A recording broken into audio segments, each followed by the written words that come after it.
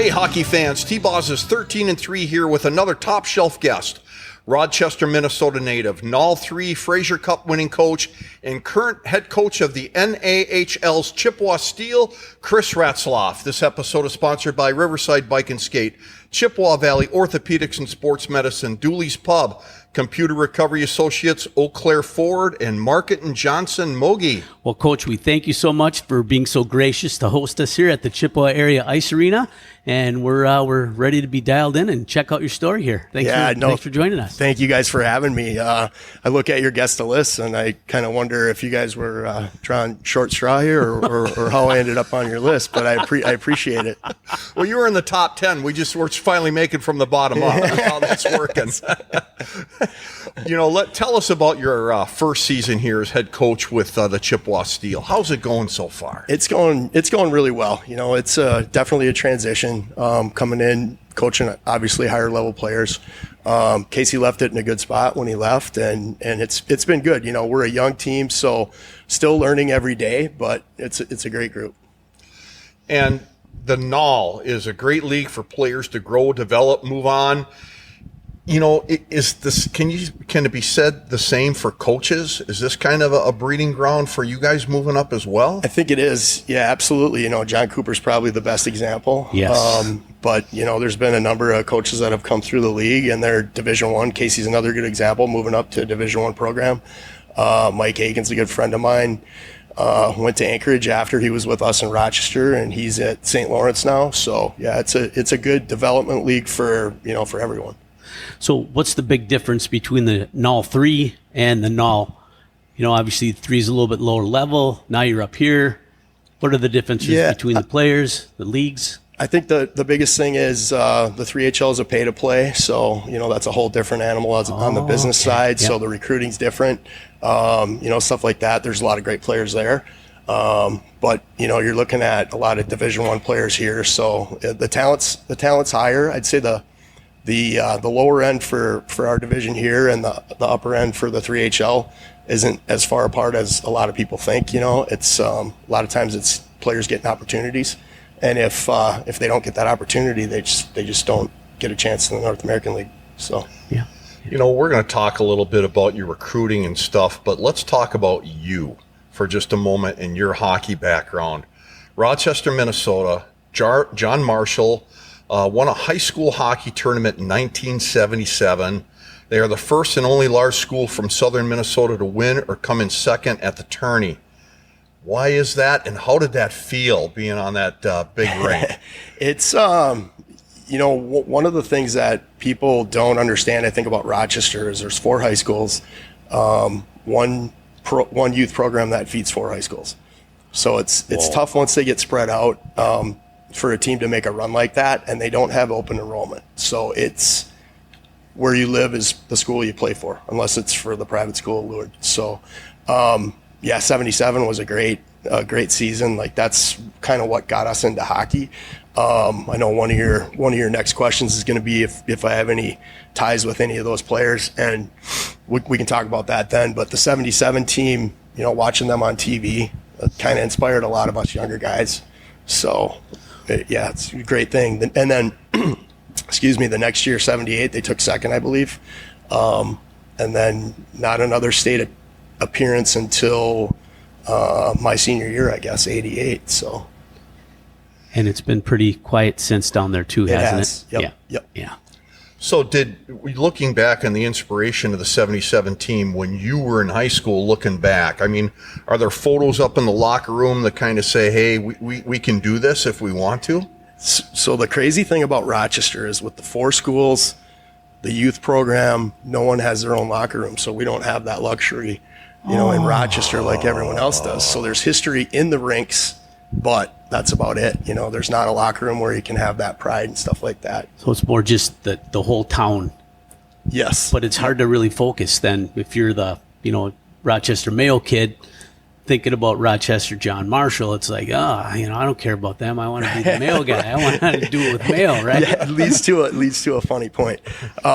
So we were, I can't remember what year it was, but Mayo beat JM, and I was just disgusted. And my wife being from Red Wing, she's like, you haven't been playing for, 20 years. And I said, it just never goes away.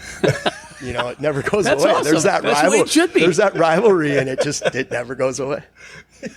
As it should be. Absolutely. Yeah. We have Eau Claire North and Eau Claire Memorial, the rivalry here in the Twin Cities. There's all those rivals, and that makes sense. You're a kid, you grow up watching your team, you watch them on TV, you want to be that guy, you want to be on TV. And there's something to be said. It's kind of in your DNA now. I'm a John Marshall guy. That's right. Rocket. What drew you to the game? Actually, we had a pond in our neighborhood, and two of the guys on that 77 team, Dan Erickson and John Erickson, their parents were friends with my parents. So we got old skates, old sticks from those guys, and we didn't know anything about hockey. My dad was a basketball guy. I came from an area in Minnesota where they didn't even have hockey. So we'd take those, the gear that they gave us out on the pond, and we'd be out there till our fingers and toes were frozen, and that's kind of how it started. We didn't play organized hockey. I didn't play organized hockey until 5th grade, I think. So late start. So is that because you just didn't have an opportunity? Dad was a basketball guy, and was it your buddies that said, "Come on, man, we got to get you on. We got to get you on the rink"? Yeah, we just didn't know any better, honestly. Just naive, lived out in the country, and we just didn't know until the Erickson family said, "Hey, you need to get your kids into this." And then, Pop started looking at the dollar signs, and he's like, "I don't know if that's the right thing we want to do, but do what you got to do for the kids, right?" We love the game, all three of us, and that's how it started. Oh, that's great. You didn't even come from a hockey culture, but as you grew in the sport, did you have a favorite player then eventually that you were, modeling your game after? That's one of my favorite questions. I wasn't a very good hockey player. I was kind of a good teammate and a guy that would get out there and do whatever I needed to do. Get it in the corner and go finish checks. But I liked the skill guys. Neil Broughton was one of my favorite guys. Steve Eiserman was one of my favorite guys growing up. So, I'd watch them and say, "Well, it would be fun to do that kind of stuff." But I knew my role. Okay. Yeah, but that role is so important for those other guys, right? The guy who mucks it in the corner, gets that puck out, gets it to Broughton in the slot, gets to Eiserman. Yeah. Kind of like the unsung hero of a lot of teams. Are those third, fourth line grinders? Yep. That's a true statement. Yep. Based on what you're telling me and looking at your physique, you probably weren't afraid to go in the corner and mix it up a little bit. I was in a lot better shape when I played. In fact, a few people, they some dads of some guys that I've coached, they found some old pictures of me from college and stuff, and they were like, "Wow, Rats, you were ripped back then." And I was like, "Well, I kept eating. It's still there." I kept eating like I was playing, but didn't have that exercise anymore." So. That happens to all of us, I think. At once, I think so too. Yep. So, Coach, you mentioned the 1997 team or 1977 team.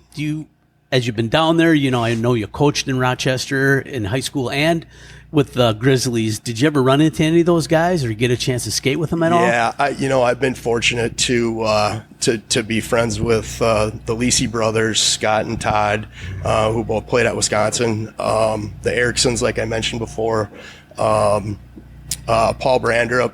They're some of the guys that are back in town, kind of helped mentor us when we were younger and stuff. So privileged to, we talk about Mayo and the rivalry with them, but the Johansson brothers, Jimmy and John Johansson, Kenny was, he was one of our guys that we'd go to his hockey school in the summer. So kind of grew up, we were fortunate enough to grow up around all those guys and still have friendships with some of them to this day. So it's nice. Like JC said, the kids coming up know that they could be that guy someday down the road if they really wanted to, if they work hard and, do the right things and keep that compete level high. Yeah. Heck yeah. It's always nice to see that where you can move up, but you obviously weren't a slouch. I mean, you ended up playing in the USHL. I mean, that's pretty damn good. So tell us a little bit about let's qualify that a little bit. The USHL today is a lot different than the USHL was back then. Yeah, but the fans don't know that. You build it up a little bit. So back then the elite players would go straight to college. So now you're kind of required unless you're super elite. You guys just had Jimmy Snuggerud on here. He's a special guy, and those guys, they can make that step. But back then, for us, we had to go through the junior ranks. So. But I think a lot of the guys, even you look at the guys in the CCHA, you look in the guys in the NCHC. I think a lot of those guys do go the junior route, and you see more guys going that junior route because that USHL is such a premier program. It's pretty much required now, unless you're elite. Right. But back then, those players would, those high end players, they'd go straight to college. So, but it was a good league back then, and you look back to the coaches that were in the league back then, and you see some guys trying to think. Bob Motzkow was one of the coaches back in the league when I played. So you see some big time guys now that's where they started too. So you talk about development with coaches. Yeah, it's been going on since way back then. So yeah. Well, obviously, based on what you're saying, is things have changed in the USHL dynamics. Were you drafted, or did you try out, or how did that work then? So back then they had like protected areas. So if you came from a certain area, and I actually played for Rochester my first year. So I played for the Mustangs. Kevin Constantine was the coach before he took the job with, I believe it was San Jose at that time. So I played 1 year with the Mustangs, and then the way I ended up in Des Moines was they didn't want me back. So, which ended up being a great thing for everyone. They got rid of me, and I was able to move away and grow up. I mean, which is a big part of junior hockey, guys getting away from home and growing up, kind of learn how to be on your own and stuff. So it was a good thing. Okay. Then how did you land at UW River Falls? Dean Talifas came and saw me maybe on my best day. It must have been in Madison. I remember he came down after the game and he said, "Hey, if you're interested, we want you to come check the school out." And so I think he saw that I accepted my role. And I think he saw my group of friends that were hanging out with me, and because they were a lot better players, and we ended up getting a bunch of those guys too. So that's some smart recruiting by Tally right there. And he'll probably even tell you that. I wish we had known that. We interviewed him too. He's one of our prior guests. So, I saw that. Good guy. Yeah, really good guy. No slouch as a player himself. So, right. If I was in your shoes, I'd be strutting pretty good. Tally picked me up to play. Yeah, right. That's awesome. Yep. So any other schools looking at you? Anybody talking to you at that time? Or? No, honestly, they were kind of the first ones, and it was close to Rochester, and it was a chance for a new start because he had just gotten the job, so he was kind of rebuilding the program. So it was a good opportunity for me and the guys that ended up coming. I think we had Greg Joyce came from Des Moines, Jake Mastel, Jeff Cates from the Vulcans back then, and then Chris Brown, who's at UAF coaching now with Casey. He was playing in Waterloo, so it was quite a group. Yeah, that's a nice group. Yeah. Well, you battled in the WEAC at that time, and it's still River Falls is still in the WEAC with the Blue Goals and whoever else from Wisconsin. In your day, was there a particular rival that stands out? I think it was kind of in cycles. Stevens Point was winning national championships like crazy back then, so that was always a big weekend when we played them. I think you had Alex Hicks on as another one of your guests. Him and Alex and Mark were in Eau Claire at that time, so that was another big rival when those two were there. UWS was always a battle. It might be a fight, but it was a battle, So it was kind of a unique rivalry with each team within. Was there a particular barn that you guys like to go to, or you knew you were going to be in for one when you got there? Yeah, back then, Stevens Point, they had like a whole routine where they had a guy that was running a pregame show, making announcements and stuff like that. And then their student section was just wild back then. Our goalie's helmet came off, and he was a little light on hair on the top. And boy, they saw that, and they rode him hard. So. They were a rough group over there. Oh boy, that's the advantage of the home rink. You just take advantage of the student section and the fans, and you just ride the piss out of everybody else. Ride that up. Poor goalie had no mercy. No. Man. You had mentioned earlier UW Superior, there might be a little bit of a fight or something. you know, there's various opinions in all levels of hockey as to whether fighting has a role. Do you have an opinion on that? Yeah, I do. I think it's got a place, you know, and usually it's to keep guys that are dirty players in check, you know, that they have to answer the call to that. You know, I think it's less of a role nowadays than it used to be.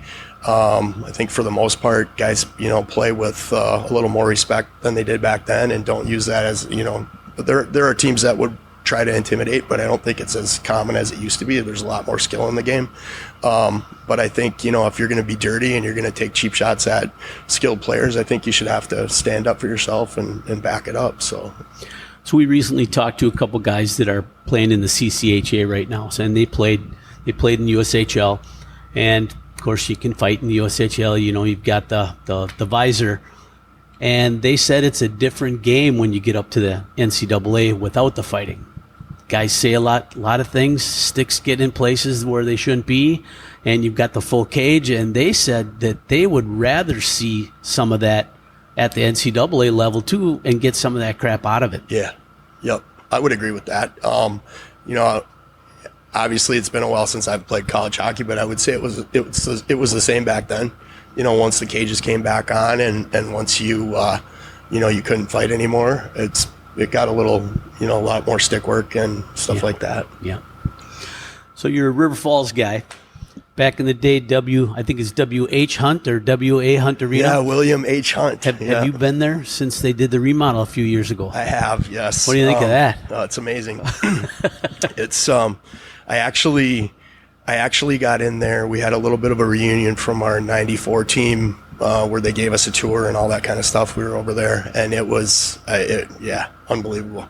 Yeah, nice. Unbelievable. And then my daughter played for Scholastica, so we'd get to run up and watch her against River Falls. Nice. Too, so the generation of hockey has been continued in your family. Yes, it has. That's awesome.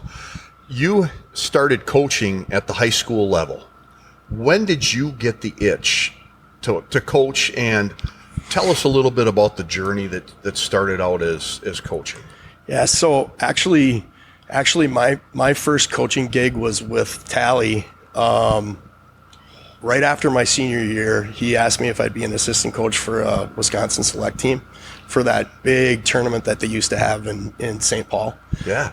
So that was my first coaching, besides helping out with hockey schools and stuff like that when I was younger.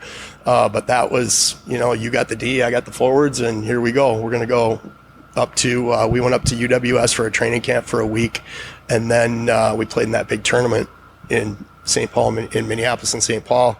And so that was, you know, I've always loved helping younger kids with development and stuff like that. So that was kind of the first thing. Then when I kind of got away from the game a little bit, when I went home, got married, when my kids were little, and then as they got into it, then I got back into it with coaching youth teams. So I coached youth probably up until I started with John Marshall. So nice. All right, so you jumped to John Marshall. You're back in your hometown, and was it fun to be back on the ice in the hometown? Yeah, it was. Yeah, it was, and it was one of those that I didn't seek it out. One of my teammates when I played for Rochester, Jay Ness, he applied for the job, and he called me and he said, "Hey, if I get it, will you help me?" And I said, "Sure," you know, thinking there's no chance he's going to get it. So he calls me. He calls me and he's like, "We got it." And I was like, "Okay, here we go." So I told my wife, and she's like, "Well, you know, I'm not going to come to any of the games." And I said, "That's all right. You know, you don't have to." And at that time, I think my boy was maybe a second year Pee Wee, so he was a ways off from high school. Sure. Which he was going to be at John Marshall, so I figured hopefully I'm still there when he gets there, and I was. So that's how the high school started. So your wife wasn't from a hockey family? No, she came from a family with two girls, so she played volleyball and basketball, and nice. Yeah. Warm gyms. Yeah. Didn't want to go to the cold rink, huh? Right, but we did find out she was a high school cheerleader for hockey, and we kind of figured out that she was at the game when I scored my first high school goal as a cheerleader for the other team. So that's kind of cool. Yeah. Nice. Oh, all right. Well, you're coaching high school back in your hometown. NAHL 3, the Rochester Grizzlies, come calling. Did you apply? Were they headhunting and they said, we want this stud? Or yeah. Let's go with that one. No, so my son actually was playing for John Valancourt, another one of your guests. Sure. Yeah. In lacrosse at the time, and Casey moved to town, and I was trying to help him find a place to live. So we were kind of friends from day one when he got to town. So we'd be going out. I was helping Valancourt out with scouting, so I'd be out and Casey would be out, and we'd see each other. And he's like, "What are we doing? You know, why are you working for him? You should come work with us." So I said, John's been so good to my boy. You know, I just want to help him as long as I can. You know, so sure. So I was out scouting for John, and then John called and he said that he was probably taking a new job. So I called Casey and I said, "Hey, looks like John's moving up to the Wilderness, so you know I'm happy to come help you now." So he's like, "Okay."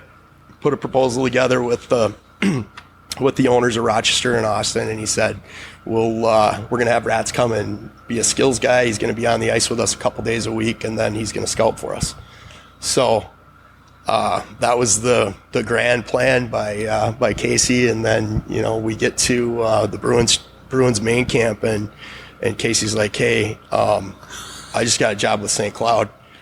So like the owners of Rochester didn't even know me yet.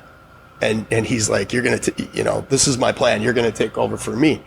And so I'm like, okay. So I ended up sitting down with the owners in Austin during main camp, and it went well, obviously, and they offered me the job. And so our local paper guy, Jason Feldman, was there, and he's like, "Rats, what are you doing?" I'm like, "I'm just helping out, you know." And then pretty soon they make the announcement that I'm taking the job, and Rochester's like, "Why didn't you tell me?" I was like, "I didn't even know what was going on, to be honest with you." So it felt like I went from the equipment manager or / laundry guy or whatever it was that Casey was going to have me do to the head coach, just like that. So. And you had a pretty darn good run down there. Let me see what I figured out here. So 3 Central Division titles, 2 Fraser Cup finals, and a Fraser Cup title, and you were the coach of the year 2021 and 21-22. So where did all this success come from? From the laundry room, Moke. Equipment manager, sharpening skates. And, a lot of time to think when you're watching the dryer go around. Yeah, again, Casey did a great job with the culture that he built down there, and we just kind of continued what he had started. You know, he said, what we're going to do here is we're going to get younger players. We're going to give them opportunities to make it to the North American League, you know, and if not, we're going to find them Division III schools to play for. So, you know, I just kind of stepped into something that he had built and, you know, continued what he had started. So, wow. The NAHL 3 is a very tough league in that if you feel that you're a skilled player, it takes a lot to go up the ladder. Did you see many of your kids get that opportunity to go from the NAHL 3 up the ladder a little bit? Yeah, we were fortunate enough to have good relationships with coaches in the North American League, and you know, we were recruiting the right players. So I think our best season, we had guys advance every year, but I think our best year, I think we had 8 guys that ended up going from our team to play in the North American League and stick with teams the next year. That's really nice. So yeah, and it was good. You know, the location's huge because we were within 3.5 hours of like St. Cloud, the Wilderness, Chippewa, Austin, Janesville. So just having that location was big. We'd have calls from coaches, and John would call me. You know, he'd be like, "Rats, I'm down a D.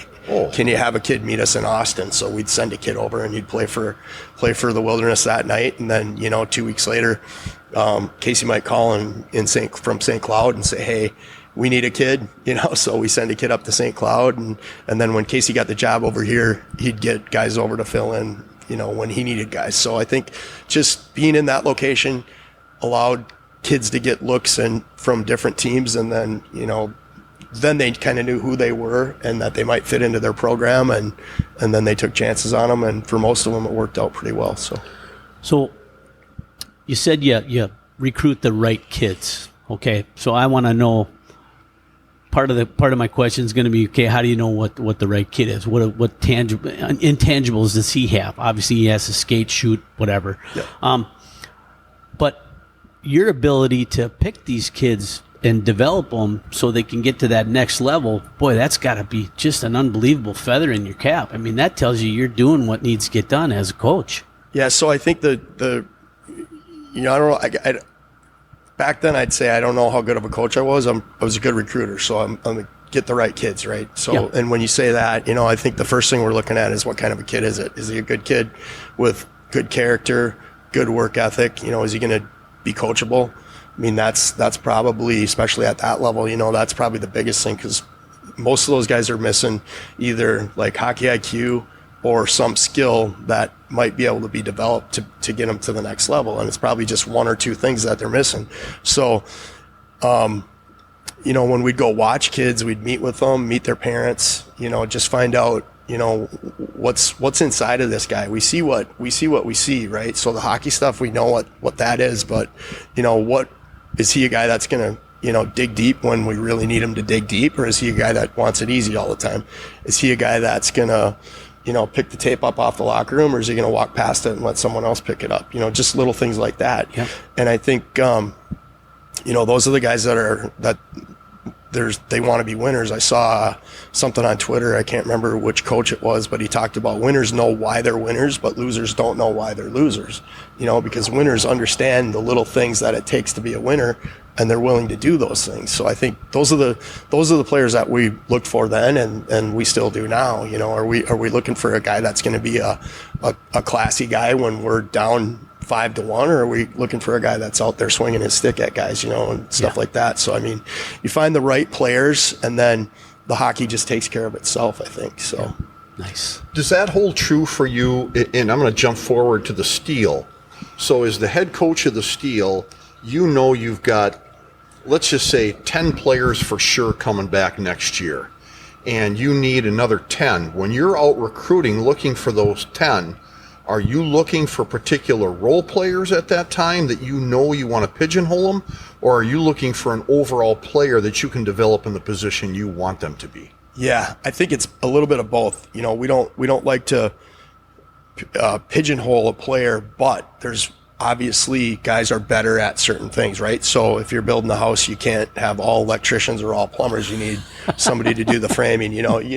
Everybody has a role. Yeah. So I think we're looking for, first of all, a great person. Second of all, does he fit what our plan and our culture and our system is? And third of all, does he fill a role? If we take all top 3 forwards, we're going to be in trouble, because we can't play top 3 forwards, for 20, 24 minutes a night for everyone. It's going to have to be a guy that wants to be a penalty killer, block shots, stuff like that. So I think it's a little bit of both. We're looking at what kind of a person it is, and then we're looking at, okay, how does he fit in with what we have coming back? Is he going to take one of the spots of like Peyton Platter, who's going to be leaving us next year?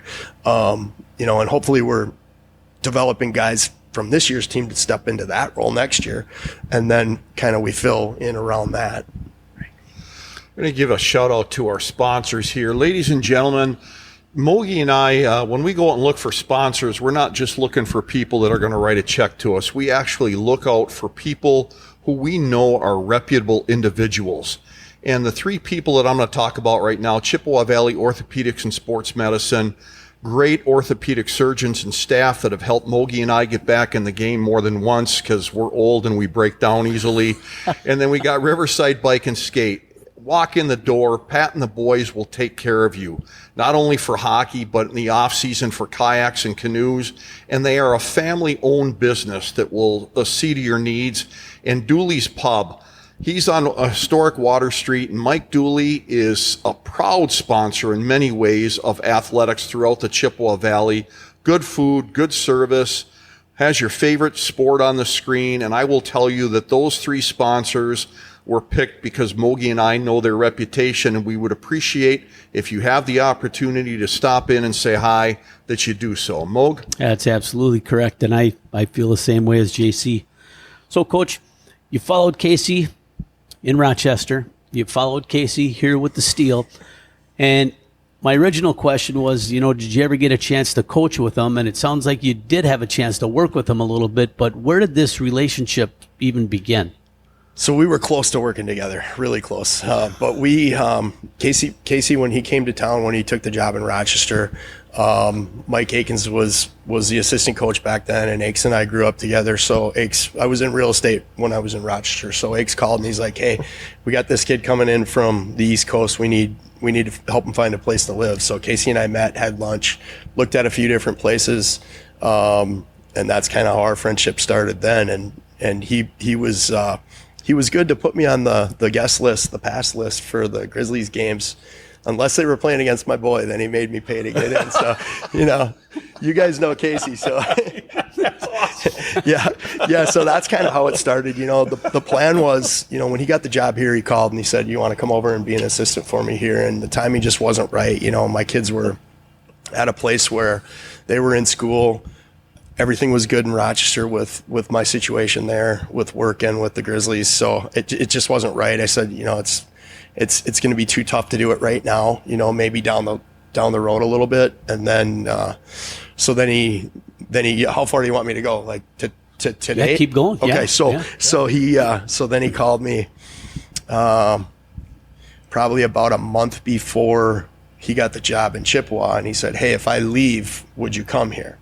And I said, "Well, I'm open to talk to Kelly, and if it's the right fit, then I'm open to it." So maybe 2 weeks later, I get a call from Chris Brown from Fairbanks, and he said, "Hey, tell me about Casey." So I was like, "Oh, okay, I kind of know what's going on here now." So I talked to Brownie, and obviously had nothing but good things to say about Casey.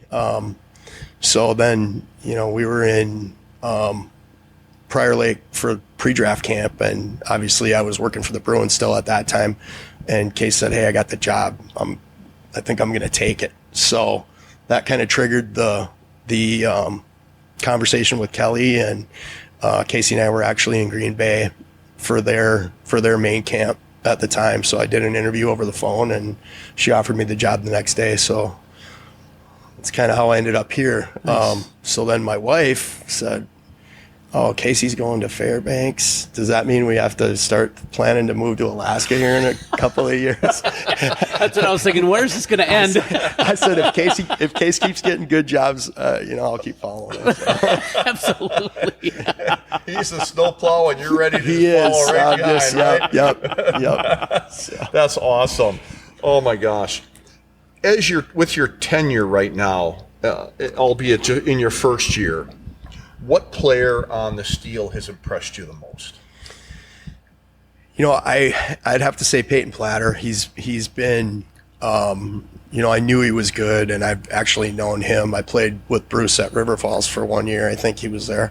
So I've known Peyton. I've known of Peyton, and I've met him when he was very young.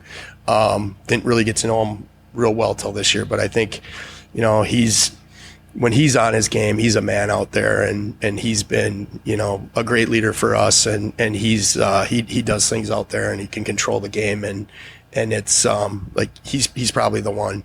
After that, there's probably, I'd have to say, almost all the guys have really impressed me on how willing they are to get better, and how they they're coachable, and the improvement that I've seen it as individuals for a lot of the younger guys, they've all impressed me. That's good. That's good to hear. So they put together a good team, and yeah, nice again, and competitive Casey just builds it, and then I come in and take all the nice. glory. There so you hopefully go. we can Thanks, Case. turn it around here the second half. So. We've talked a little bit about the NAHL, in other words, the North American Hockey League, and for some of our listeners that may not know that, we're talking about a junior, for lack of better terms, B team compared to an A of the United States Hockey League. Would that be a good way, or is that a poor way of describing it? It's classified as tier 2, so it's classified as a level lower. I think, obviously they've got elite players in that league, but I think if you go, again, like with the comparison to the NA3, if you take the top 6 and the top, 3D out of the equation, and then you put our top 6 or top 3 and our top 2 or 3D kind of in that mix with their bottom end. I think it's very close, and it's a lot of like Frank Serratori at Air Force. He says he prefers his guys to play in the North American League because they have to grind a little harder. It's not as skilled of a game. I think there's very skilled players, very skilled teams. So like A and B, I don't know if it's quite that cut and dry, but it's they've got elite players.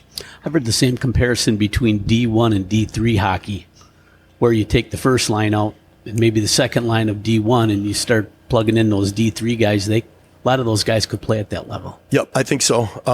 Especially if you look at like Adrian the last couple of years, they've been, really powerful. St. Norbert's always has a good club. So, they've got guys and a lot of times, some of those players like the Hicks guys, I'm sure they, Mark and Alex, they could have played Division I somewhere. Yeah. But what role would they have had? I think that's the other question. So sure. Would they be a third or fourth line guy on a D1 school where they could go be a stud at a D3 school? That's some of the questions.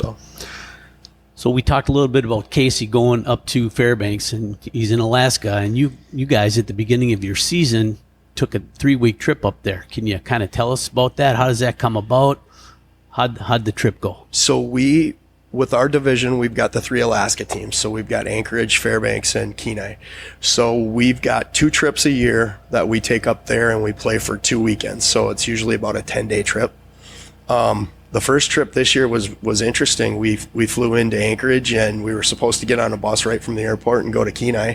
Flew into Anchorage. The weather was terrible.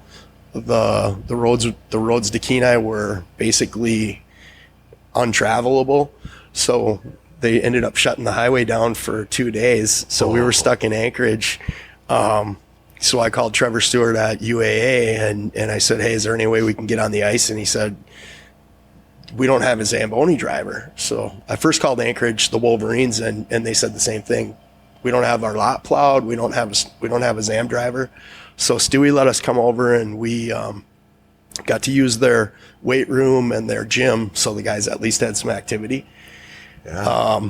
So we were kind of stuck in a hotel for a couple days in Anchorage. Ooh. And then we finally got out Friday morning, made it to Kenai, and we didn't have time to get on the ice or anything. We basically got there just in time for our pregame meal, got checked in the hotel. The boys had a nap.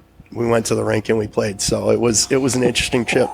Then we ended up having to leave at like 6 a.m. on whatever day we were traveling back to Anchorage to fly to Fairbanks because the forecast was freezing rain. So if that pass got too icy, with the bus, you can't get up and down through the mountains there. So it was interesting. We ended up getting to Anchorage. Flight was delayed about an hour, I think.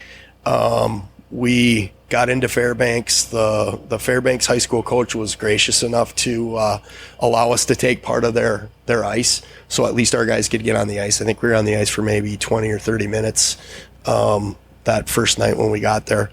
And then ended up playing Friday, Saturday there and flew out late Saturday night after. And I think we got back to town here maybe 3 p.m. the next day. So it was, it was an interesting trip. Interesting. Yeah. Is that the trip where I saw some photos of the guys pushing the bus out of a snowbank? It was three times the bus got stuck and the boys had to push it. So, yeah.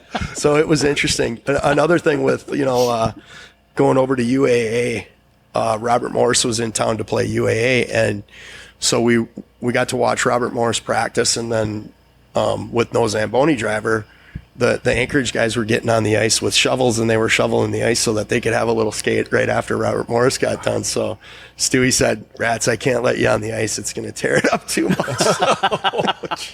We were happy just to get out of the hotel, out of the bus, have a little bit of physical activity. So that was a rough trip. It was, we had some team bonding planned, and I think we didn't do any of the stuff we had planned, but there were plenty of other things that the boys did to bond on that trip just through the circumstances. Great memories, though. Yeah. Remember that time we had to push the bus out of the snowbank 3 times? Okay, so Coach, you've been have you done a whole circuit of the NAHL so far? We have not been to Anchorage yet. Okay. So that's the only team we have not been to. So up to this point, favorite barn you visited and why? Oh, I think it's got to be Anchorage. It's just wild in there. Or I'm sorry, Fairbanks. It's wild. It's 2,000 plus people, and they're banging on the glass, and they're calling you whatever they won't feel like calling you at that time, and that place is just rocking, and they're a little hostile, so it's kind of fun. And it was really fun to win in there. Oh boy, quiet those bad boys down up there, huh? Yeah. That's Do always you guys good. have to wear helmets coming out of the stadium then? Well, luckily they clear out pretty fast after the game, so they weren't really waiting for us. Okay. And what are there, 32 teams in the NAHL, something like that, Mo? Yeah. Okay, so you've had your fair share of seeing teams around and Fairbanks. Okay, we got to remember that. Might be a road trip one day. Yeah, you never know. Never know. All right, so you've got this NAHL barn in your mind. We got the player that surprised you. What team has been the team that you feel has given you their best so far this year? That's a great question. We've had some great battles with Janesville. We swept them the first series, and then this last weekend or 2 weeks ago, they beat us in overtime. A really good game. As far as who's had our number, I think it's the Wilderness. We beat them the first time we played them, and then I think they beat us the last 5 or 6, I think. So good games, but they just have something on us that we're trying to figure out. Yeah, so we play them on Wednesday. So we know what they do. It's just a matter of can we execute and beat them at what they do. So yeah. All right, going to give another shout out here to our sponsors, Computer Recovery Associates, specialize in removing, monetizing, and recycling computer hardware from large data centers. Whether you're looking to relocate, repurpose, sell, or recycle, Computer Recovery Associates can help. Check them out at computerrecoveryassociates.com. And thanks to our friends at Market & Johnson, longtime supporters of the great game of hockey and youth throughout the Chippewa Valley region. And Eau Claire Ford in Lincoln Quick Lane with a large selection of new and used vehicles available. They buy nice used vehicles any day of the week except on Sundays. Eau Claire Ford is here for all your parts and service needs for your vehicle. Ask us about our pickup and delivery options as well as Saturday service appointments. Visit them today in store or online at www.eauclaireford.com. Eau Claire Ford, Lincoln Quick Lane, proud sponsor of the Breakout Sessions podcast. We've talked a little bit, Coach, about what you look for in a player. Are you a hands-on person when it comes to recruiting, or is that somebody else's job in the NAHL? It's a team effort. It's again, Casey built a great staff here. So basically, I walked into a great situation. We've got 2 assistant GMs. Brandon Ferns is in Minnesota, and Steve Williams is out east in Pennsylvania. And the amount of guys that they see and identify is mind-boggling. We've got a group text, and they'll shoot over 20 different players, and then they'll say, "Hey, what'd you think, Rats?" And I'll be like, "Well, who are we talking about? You guys sent me so many guys, I don't know who we're talking about." So they do a phenomenal job, and then we've got scouts in Michigan, a couple more in Minnesota, and then another one out east. So we've got the whole country covered, and then we have some connections overseas too. So we have guys that are sending us players from Slovakia. Frank, our friend from Slovakia, just called me the other day, and he's got a goalie for us to watch. So, and he's the one who sent Adam, he's the one who sent Adam over. So I mean, yeah. Nice. So it's a team effort. I'd say those guys do probably the majority of the work because we're busy with running the team here. So during the season, they're doing a lot of the work. I like to get out myself because I love watching hockey, and I love, meeting people and just identifying players as well. So I like to get out, but usually they've already tipped me off, who I should be watching when I get out. So I don't want to put you on the spot here, and don't answer if you're not comfortable, but are you considering any local players? We've had, Jackson Holm and Mason Johnson skated with us before their high school season started. Both very nice players. Drew Bovey was at camp, and then he had that wrist injury, so he was kind of healing up. So he didn't get a chance to skate with us before the season. And then Gus Thorpe, obviously the 07 defenseman for Chi High, all very good players. And it's, it's kind of one of those things that we'll just keep watching them, and hopefully after the season's over, we get them on the ice with us again, and then we can kind of see where they're going to fit in. Would love to have local guys on the team, but we also want it to be the right fit. So it's not taking an opportunity away from them where they could be playing somewhere else, but we're kind of trying to keep them here just because they're local. So if it's the right fit, absolutely we want them. But we also want to make sure that it's they're going to be playing. They're not sitting in the stands and stuff like that. So it's got to be the right fit. All right. When you're looking at these players, whether they're outside, inside, or whatever, when you're looking at them, and then you end up recruiting them, is there a chance that they will get pulled up into the USHL permanently? And if so, is that like, hey, we're happy for him, or no, we really don't want to lose that guy? It's a little bit of both. Yeah, it's a little bit of both. And my history has been try to develop players and get them opportunities at higher levels. There's other schools of thought where, hey, we put work into these guys and we're just not going to give them up. To me, I think, just doing the right thing by the players to give them that opportunity. What they do with it, I guess, is up to them. We've had Talon Blank played 6 games for Sioux City this year. Both goalies got pulled up over World Junior and the World Junior A Challenge. And then Mason Piepenberg played 2 games for Des Moines a couple weeks ago. So and Lucas Peterson, I guess, is still in Green Bay. He's probably going to finish the season with them, and that's where he started. So I mean, he was with them.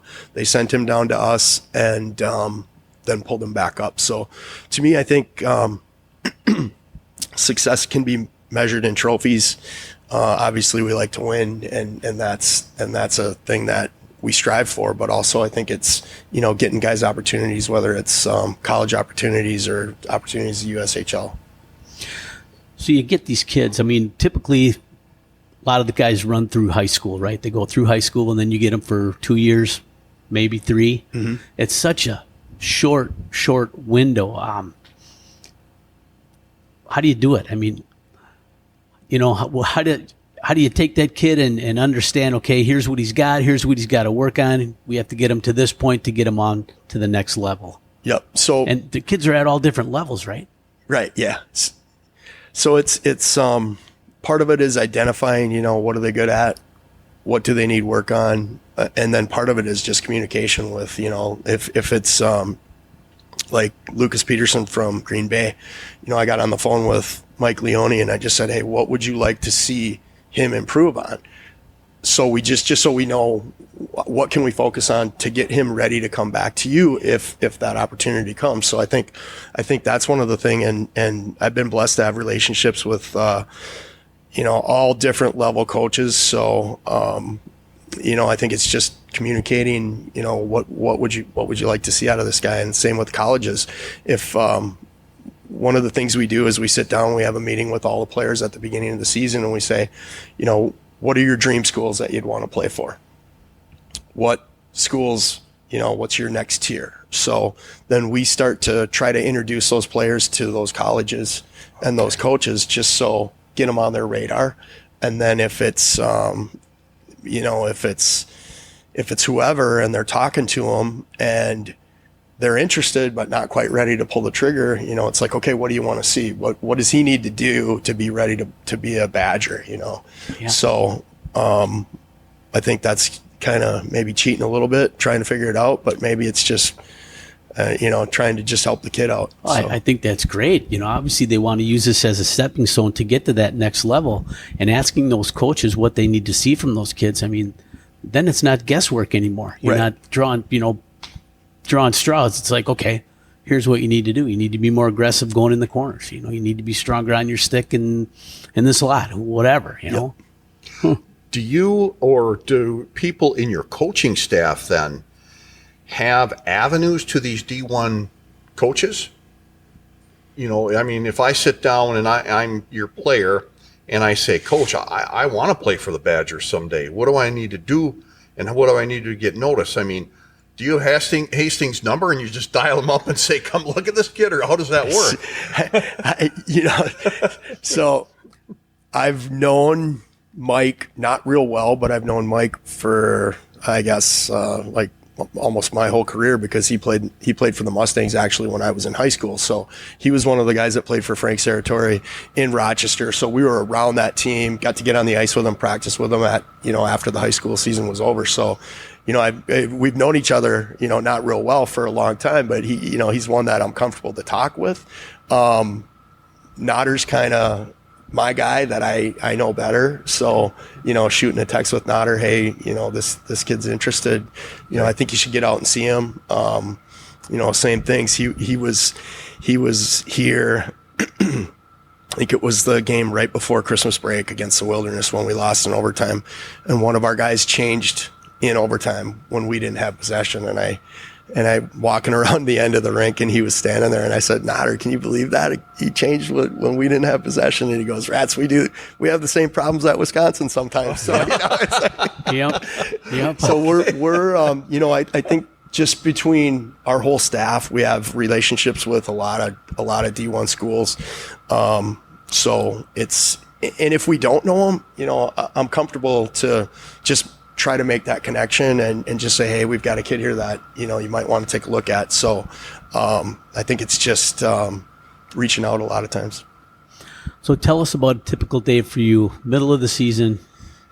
What do? You wake up in the morning, what happens? Let's say on a Tuesday or a Wednesday. So Tuesday or Wednesday, Mogi, because they're very different. Maybe you give us a little bit of what your week looks like then. So Mondays, we have the boys are working out at 8:30 at the Y on Wednesdays or Mondays and Wednesdays.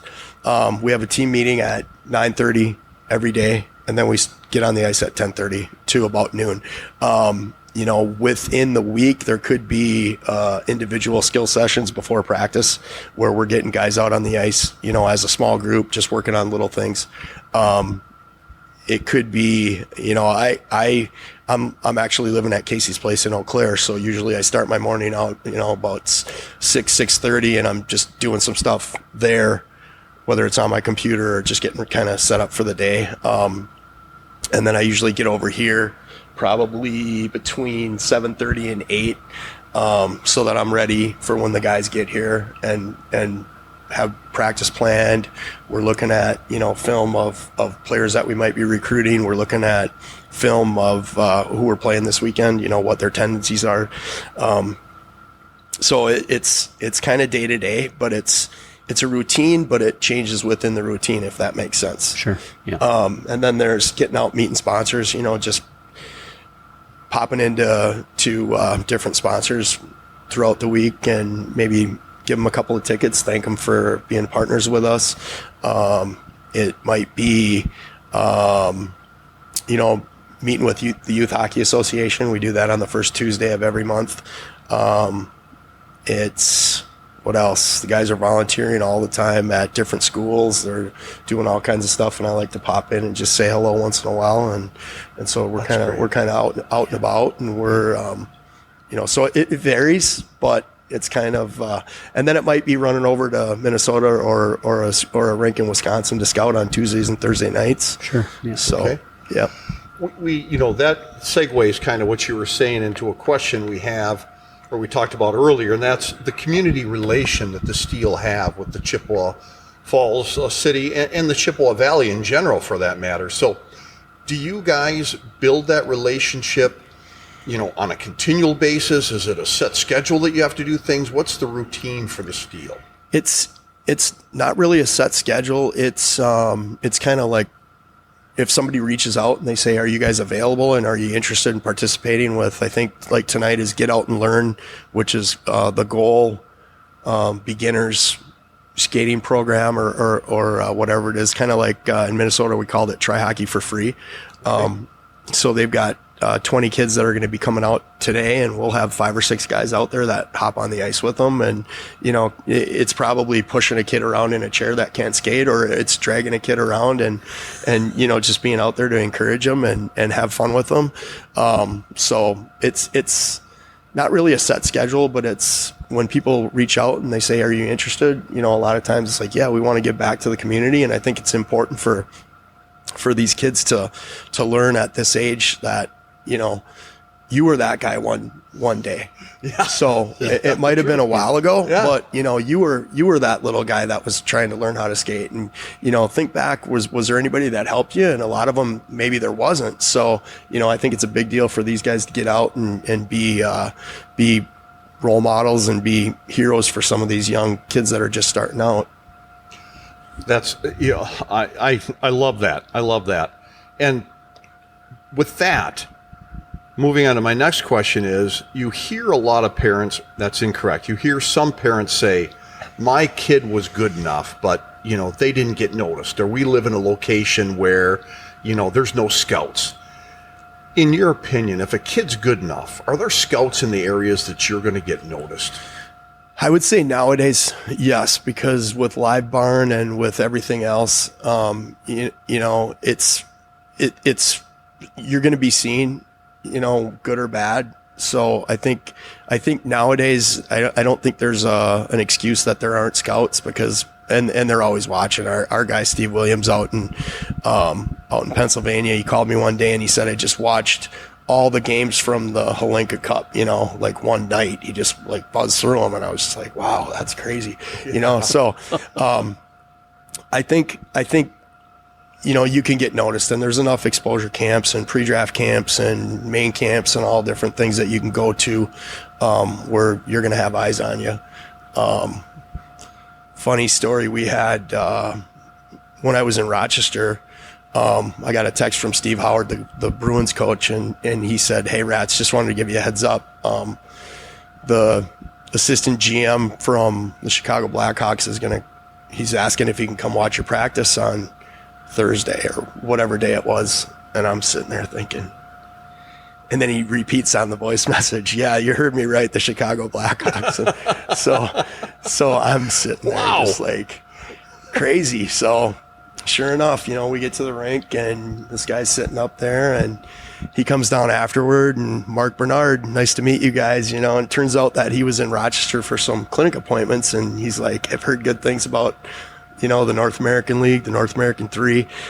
Just wondered if I'd stop in. So, you know, those hockey guys, they're in the rink all the time. And so I think, you know, with Live Barn and stuff, to get back to the question, I think there's eyes on you no matter where you are. So. Yeah. Well, so did you give him your number in case there was a spot open, or? Actually, you know, he's a great guy, and he'll text me. He'll text me once in a while when he's going to be in the area and just say, hey, you want to grab coffee or something like that. So yeah, he's a great guy. Very cool. Very cool. So you're new to the area. Anything that's pleasantly surprised you in the Eau Claire, Chippewa Valley area? Everything. I love it here. Love it. Pretty cool area, isn't it? It's awesome. It's awesome. And I had no idea, because honestly, when I would be over here, it was either playing in Eau Claire or coaching a team, like a fall team. We did a thing where we'd come over and play TW once in a while. So it was either just going to Hobbs, or it was coming over to watch one of Casey's games, and it would be dark on the drive in, dark on the way home. So I didn't really get to enjoy anything. Except for the Mexican restaurant where my wife wanted to go, because I'd usually drag her over here with me. So, Nice. so no, it's been everything. You know, beautiful area. The golf courses, you know, don't have a whole lot of time to golf, but I have been out a couple of times. Yeah, everything. I love it. And it was encouraging, when my wife said something about, hey, I saw this house, and I was like, what do you mean we don't need another house? And she's like, oh, it's in Eau Claire, you know, or it's in Chippewa. And I was like, oh, really? You're starting to look. Down some roots, look out. Oh, Nice. Division 1 or Division 3, set it aside. Any idea what the percentage of kids from the NAHL make it to play college hockey? Oh, that's a great question, and something I should probably know, just for recruiting purposes. But I would say it's very high to play at any level coming out of the North American League. It's very high. I think it's either they choose to play or they choose not to play. You know, some players just decide after their junior career, hey, I'm ready to, you know, just go to school and focus on that and not play anymore. So I would say rather, you know, it's probably not they didn't make it. It's probably they chose not to play. So you're midway through the season, or roughly midway. What are we expecting from the Chippewa Steel going forward from today? Hopefully it's not to make the same mistakes that we've been making in the first half of the season. So, you know, with every coach's goal, buddy. with the young group, you know, it seems like lately we've been our own worst enemy and you know, beating ourselves. So hopefully we can just kind of mature in the game and hopefully start to take care of the details a little more consistently, and the results should take care of themselves. Nice. When you go into a game, do you have a stat in your head that says, I want, you know, these amount of shots blocked, or I only want this amount of shots on net, and I want us to have this amount of shots on net? Is there something in your mind that says that those are goals you want for a game? Yes, and I think it's shots, yes, but I think more importantly than that, it's probably scoring chances, because if you're giving up shots from the perimeter, you know, with the goaltenders we have, that's probably an okay shot. We'll give that up. But if we're giving up grade A chances, you know, right in the slot, that's something that's probably going to end up costing us. So I think it's more, obviously we'd like to, you know, limit to 20 or less shots against. But I think it's like, can we limit it to, you know, the minimum amount of grade A chances and good scoring chances to the other team. And then on the other end, it's like, we got to get to the front of the net. We need to be in that hard area. We need to, you know, penetrate the middle of the ice so that we're getting those grade A chances. So yes, you don't want to be taking now hard shots numbers, from the perimeter. you know, hard numbers, I guess, we could throw some numbers at it, but there's going to be teams that, you know, that number is going to adjust because just the way they play and stuff like that. Obviously, we'd like to keep it as low as possible.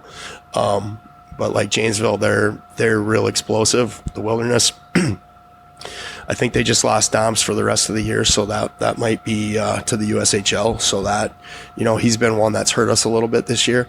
But they still have players that can make plays and they're offensive. So it's like, how can we defend the best we can defend and keep them from getting those good chances? Yeah. You know, I've got one last question for you, and that's, I think it's only fair we give a shout out to your assistants and your coaching staff. Can you tell us a little bit who they are and a little bit about their background? Yeah, so Steve Doherty, he's the assistant coach, and he is he's from out east, and he was a friend of Casey's from when they were younger. So he brought him in, and you know, with Casey's grand plan of how things were going to work. You know, you live in my apartment, you keep the coaches and all that kind of stuff.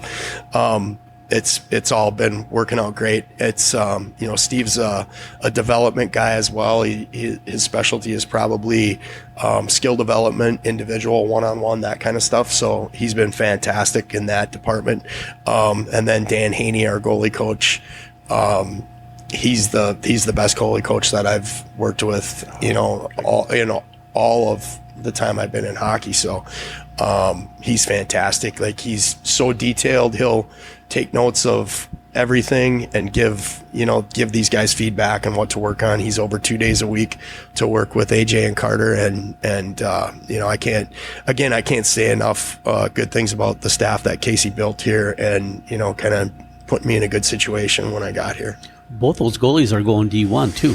Yes. So that says a little something about his coaching, I would say. Yeah, he's fantastic. And you know, AJ, we've had, I think, probably one or two NHL teams in the building almost every night. So we'll see what happens with that. You know, maybe he can follow in Adam's footsteps and might get drafted this year. So it'll be interesting. That'd be awesome. Yeah. Well, you've mentioned Casey a lot, Coach, but I got to tell you, you're no slouch yourself. So I'm a tremendous slouch. See, I'm old enough to be able to throw that kind of stuff at you, right? You say that nowadays, and these kids don't know what you're talking about. No, we wish you success here, and it's been just a pleasure having you on. We appreciate your time. Thanks, Coach. Appreciate it. Thank you. You know, again, how I got on your list, I don't know, but I appreciate you guys and all you guys do, and for all the great people that you bring to Chippewa, the Chippewa Valley, through your podcast and across the country and stuff. It's great to listen to. Thank you. Thank we you. Appreciate that. Ladies and gentlemen, please don't forget to give us a comment. Visit our sponsors. We truly appreciate it. It helps us keep us in the game. Mogi? Again, a huge thank you to our special guest, Chris Ratzloff, as well as you folks, our faithful listeners. Please remember to stop in and say hello to our sponsors, Riverside Bike and Skate, Chippewa Valley Orthopedics and Sports Medicine, Dooley's Pub, Computer Recovery Associates, Eau Claire Ford, and Market and Johnson. Again, follow us on your favorite social media platforms. And remember, folks, until next time, keep your head on a swivel and stay on your inside edges.